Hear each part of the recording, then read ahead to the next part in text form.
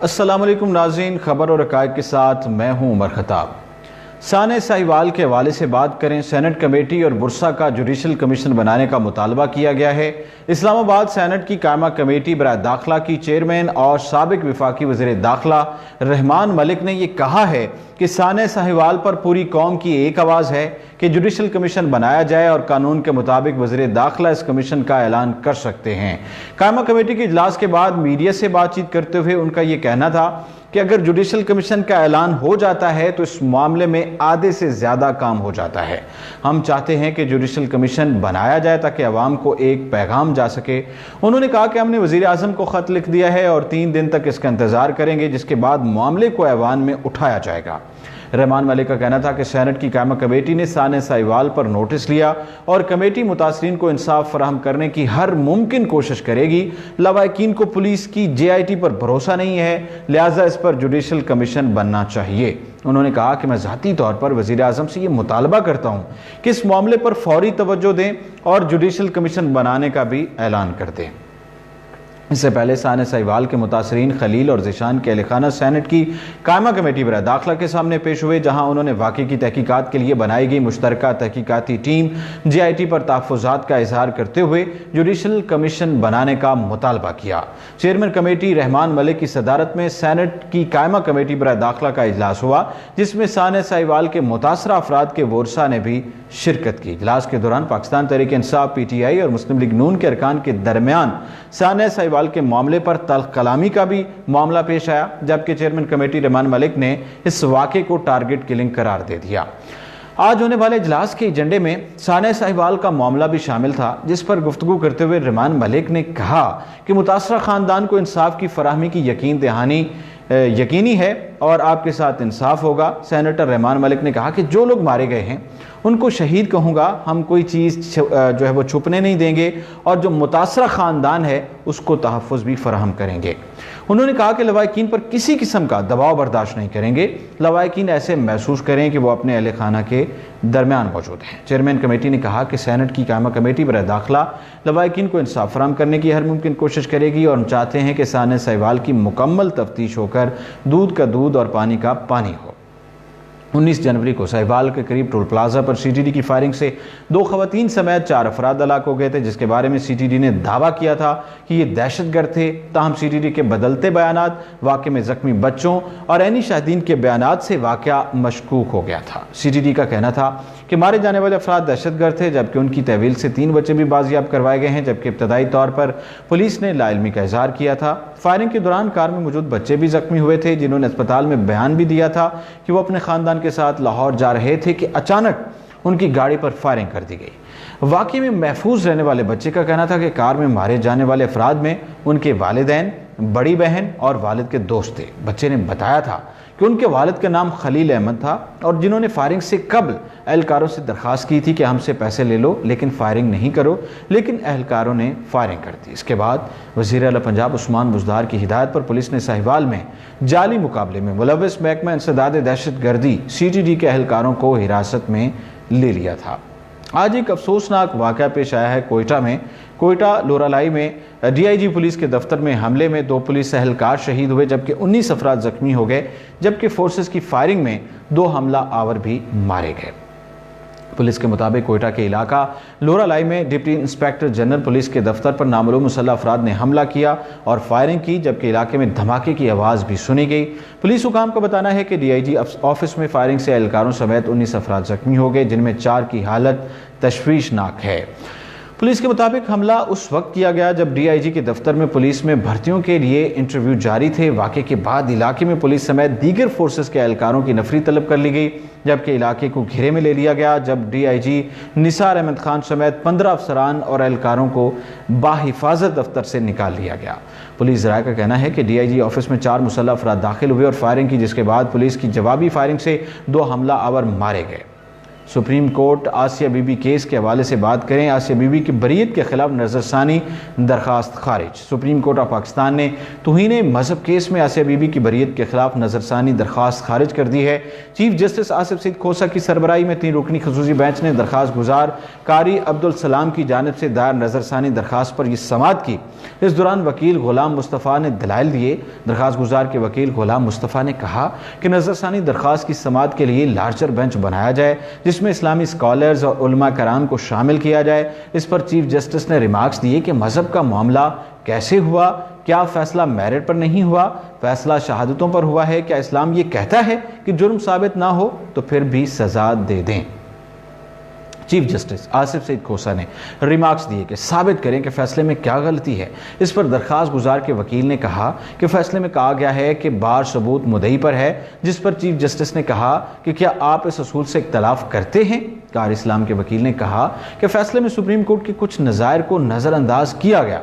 अगर किसी बयान पर जिर्रा ना की गई हो तो उसी बयान को दुरुस्त समझा जाता है। ये लार्जर बेंच का फैसला है। इस पर चीफ जस्टिस ने कहा कि अगर कोई वकील मुल्जिम से सवाल पूछना भूल जाए तो उसे फांसी लगा दें, आप मेरिट पर बात करें। चीफ जस्टिस आसिफ सईद खोसा ने कहा कि आप सल्लल्लाहु अलैहि वसल्लम ने फरमाया कि अक़लियतों का ख्याल रखो। इस्लामी मुआशरे की खूबसूरती यह है कि अक़लियतों का ख्याल रखना है। उन्होंने कहा कि पहले मेरिट पर बात करें कि गलती कहाँ है, पहले ये बताएं कि कहाँ गवाहों के बयानात को ठीक नहीं पढ़ा गया, इसके बाद वो सब बातें आएंगी कि इस्लाम इस बारे में क्या कहता है। चीफ जस्टिस ने रिमार्क्स दिए कि इस्लाम कहता है कि सच्ची गवाही दो, चाहे अपने अजीज़ो अकारिब के खिलाफ भी हो। अगर हमने शहादत ठीक नहीं पढ़ी तो फ़ौरन दुरुस्त करें। इस पर वकील कार इस्लाम का कहना था कि फ़ैसले में लिखा है कि ख़वातीन गवाहान ने कहा कि उन्हें नहीं पता आसिया किससे बात कर रही थी। इस पर चीफ जस्टिस ने रिमार्क्स दिए कि फ़ैसले में भी तो यही लिखा है कि आप कहते हैं कि आसिया बीबी 25 लोगों को मुखातब करके कह रही थी कि क्या वो किसी जलसे से खिताब कर रही थी। तफ्तीशी अफसर के सामने ख़वातीन गवाहान ने कहा कि उनके दरमियान कोई झगड़ा नहीं हुआ था। चीफ जस्टिस ने रिमार्क्स दिए कि इस केस में इतने सच्चे गवाह नहीं थे जितने होने चाहिए थे, जबकि तफ्तीशी अफसर का कहना था कि ख़वातीन गवाहान ने बयान बदले हैं। तफ्तीशी अफसर और गवाहान के बयान में फ़र्क है। इसके अलावा फालसा के खेत का जो मालिक है अदालत में बयान के लिए आया ही नहीं। कानून कहता है कि 342 का बयान रिकॉर्ड नहीं कराया तो बयान की कोई हैसियत नहीं है। दौरान समाअत अदालत ने रिमार्क्स दिए कि एसपी ने जब तफ्तीश शुरू की तो तब फालसे के खेत का मालिक आया, ताहम तफ्तीश के 20 रोज़ बाद ये मैदान में आया। इसके बयान की कोई कानूनी हैसियत नहीं है। चीफ जस्टिस ने कहा कि मुद्दई कार इस्लाम ने अपने बयानात बदले। वो कहते हैं कि अफजल ने उन्हें इत्तला दी, जबकि अफजल हल्फ उठाकर कहता है कि उसके घर है। चीफ जस्टिस ने रिमार्क्स दिए कि फौजदारी कानून में 1 घंटे की ताख़ीर से शुकूक व शुबात शुरू हो जाते हैं। इस पर वकील कार इस्लाम ने कहा कि मुद्दइयों की जानिब से आसिया को किसी बदनीयती की वजह से मुलव्वस नहीं किया गया। इस पर चीफ जस्टिस ने कहा कि जिन ख़वातीन ने इब्तदाई इल्ज़ाम लगाया वो कारी साहब की बेगम से कुरान पढ़ती हैं। कारी साहब FIR दर्ज करवाने के लिए 5 दिन क्यों सोचते रहे। 5 दिन में कारी साहब ने एक वकील से दरख्वास्त लिखवाई, जबकि कारी साहब कहते हैं कि वो वकील को नहीं जानते।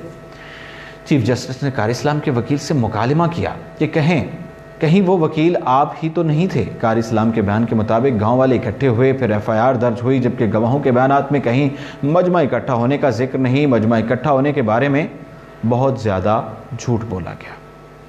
समाअत के दौरान चीफ जस्टिस ने रिमार्क्स दिए कि अगर आम मुकदमा होता तो गवाहान के खिलाफ मुकदमा दर्ज करवाते। हमने बहुत ज़्यादा तहम्मुल से काम लिया है। आप कहते हैं तो काबिल एतबार गवाह थे, उनके बयानात पर फांसी लगा देनी चाहिए। अब गवाहों के बयानात की हैसियत भी तो देखें। चीफ जस्टिस ने रिमार्क्स दिए कि झूठी शहादत पर कहते हैं कि फांसी लगा दे किसी को। इस पर वकील कार इस्लाम ने कहा कि बयानात में थोड़ा फ़र्क है, जिस पर चीफ जस्टिस ने कहा कि फ़र्क ये झूठ है। कार इस्लाम ने हल पर जो बयान दिया वो पहले बयान से मुख्तलिफ था।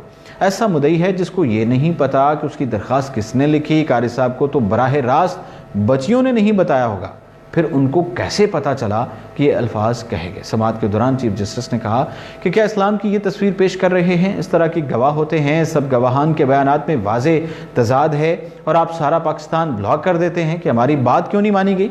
इल्ज़ाम लगाते हैं कि ऐसे लोग हैं कि बरी कर दिया, अपने गिरेबान में भी तो झांकें, केस क्या बनाया है। चीफ जस्टिस ने कहा कि मुकदमे की हसासियत का ख्याल किया, वरना झूठी गवाही पर गवाहों को अंदर करते। अगर इंसाफ कर दिया तो वाजिबुल कत्ल हो गए। یہ ہے اسلام؟ جو قاضی کہے کہ یہ شہادت قابل اعتبار نہیں تو اسے قاضی کا فیصلہ آپ کو منظور نہیں، کیونکہ فیصلہ آپ کی مرضی کا نہیں ہے۔ اس دوران جسٹس قاضی فائز عیسیٰ نے استفسار کیا کہ بتائیں کہ فیصلے میں کیا غلطی ہے۔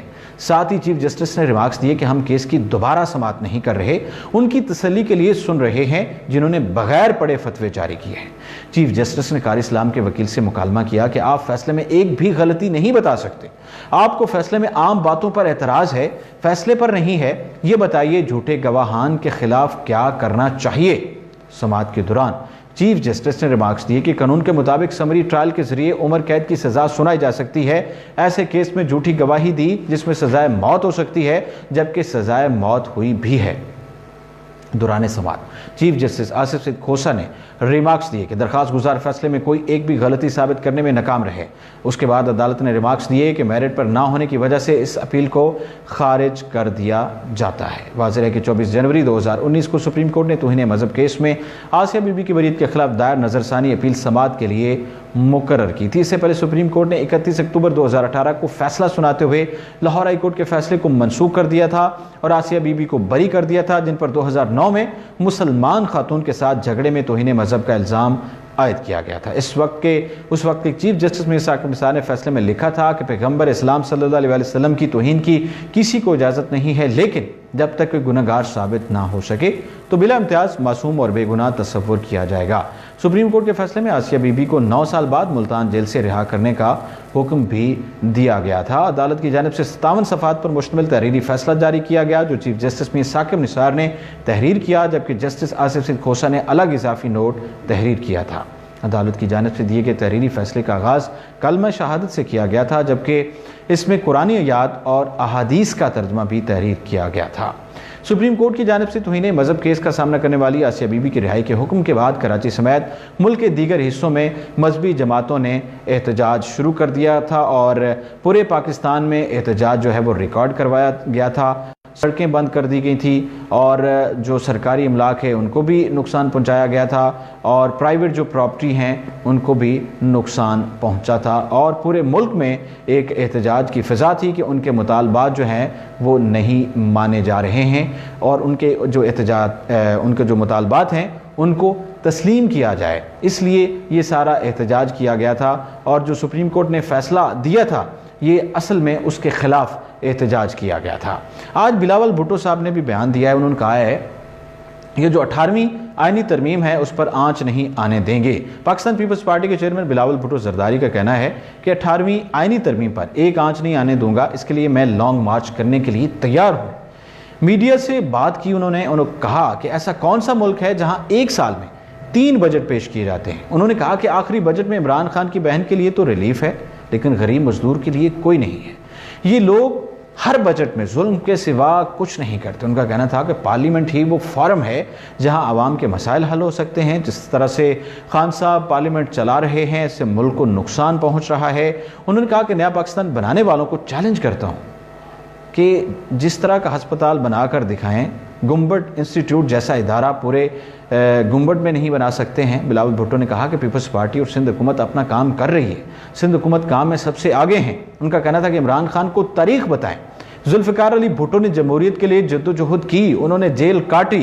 چیئرمین پی پی نے کہا کہ ملک کو بہت سے چیلنجز کا سامنا ہے، ہمارے صوبے اور ملک کو بہت سی مشکلات کا سامنا ہے۔ یہ تھا آج کا بیان بلاول بھٹو زرداری صاحب کا۔ ناظرین، یہ تھا آج کا پروگرام اور اس کے ساتھ ہی عمر خطاب کو دیجیے اجازت اور آپ دیکھتے رہیے اردو پوائنٹ۔